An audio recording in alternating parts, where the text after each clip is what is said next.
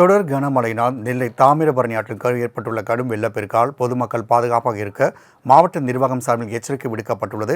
கூடுதல் தகவலை எமது செய்தியாளர் அமுல் ஜெய்சிங் வழங்க கேட்கலாம். அமுல் ஜெய்சிங், கள தகவலை பதிவு செய்யலாம்.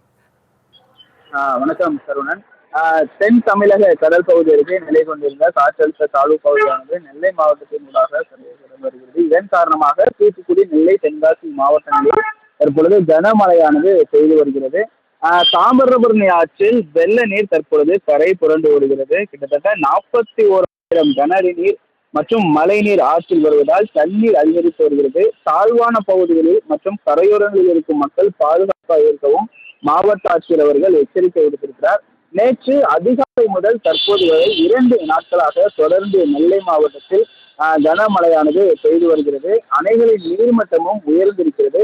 நெல்லை மாநகர் வண்ணாரப்பேட்டையில் தாழ்வாயின சாலைகளில் தண்ணீர் அதிகமாக தேங்கி வாகன ஓட்டிகளும் தற்பொழுது பெரும் சிரமத்திற்கு உள்ளாகி வருகின்றன. அது மட்டுமல்லாமல் நெல்லை ஜங்ஷன் பகுதியிலும் வெள்ள நீரினால் ஜங்ஷன் பேருந்து நிலையம் முழுவதும் வெள்ள நீரினால் பாதிக்கப்பட்டிருக்கிறது. அது மட்டுமல்லாமல் தென்காசி மாவட்ட மேற்கு தொடர்ச்சி மலைப்பகுதிகளில் தொடர்ந்து பெய்து வரும் கனமழை காரணமாக ராமாநதி, தலமாநதி பகுதிகள் மற்றும் காட்டாறுகள், கால்வாய்கள் மூலம் அதிக அளவில் தற்பொழுது தாமிரபரணி ஆற்றுக்கு நீரானது வந்து கொண்டிருக்கிறது. திருநெல்வேலி மாவட்ட தாமிரபரணி அணைகளில் இருந்து வினாடிக்கு 1500 கன அடி வீதம் தற்பொழுது தண்ணீர் திறந்து விடப்பட்டிருக்கிறது. இருந்த போதிலும் பல்வேறு பகுதிகளில் இருந்து வரும் மழைநீர் காரணமாக தாமிரபரணி சுத்தமல்லி அணைக்கட்டு பகுதிக்கு சுமார் 41,000 கன அடி நீர் வந்து கொண்டிருக்கிறது. தாமிரபரணி ஆற்றிலும் தற்போது 41,000 கன அடி நீரானது வந்து கொண்டிருக்கிறது.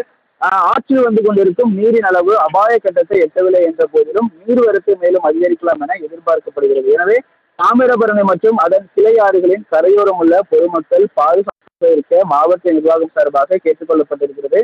பல்வேறு அரசு துறை அலுவலர்கள் அவ்வப்போது வழங்கிடும் எச்சரிக்கைகளை ஏற்று நடந்திடுமாறும் கேட்டுக் கொள்ளப்பட்டிருக்கிறது.